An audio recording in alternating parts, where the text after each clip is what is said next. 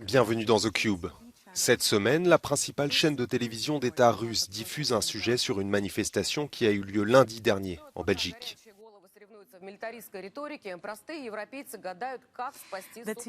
La présentatrice du journal télévisé explique que 80 000 personnes ont défilé à Bruxelles pour demander à l'État de cesser de dépenser des millions d'euros pour l'Ukraine et de plutôt privilégier la population belge.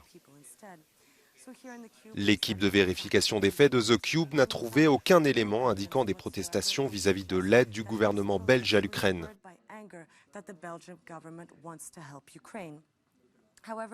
Malgré cela, certaines vidéos diffusées par des chaînes locales montrent des pancartes qui critiquent les sanctions contre la Russie. Il est par ailleurs vrai que la Belgique a, jusqu'à présent, dépensé environ 77 millions d'euros pour soutenir l'Ukraine et qu'elle s'est engagée à en dépenser 800 millions supplémentaires. Mais nos recherches nous indiquent que les principales revendications des manifestants et des syndicats ne portent ni sur la guerre, ni sur l'aide belge à l'Ukraine. Comme nous le montre ce communiqué d'une fédération syndicale à l'origine de la manifestation, il s'agit en fait de revendications axées sur les salaires.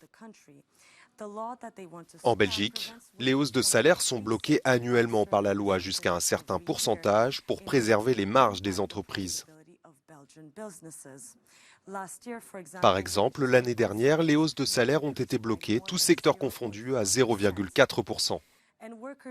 Les syndicats dénoncent un système particulièrement injuste à cause de l'inflation et pointent des entreprises qui profitent, selon eux, de la guerre en Ukraine.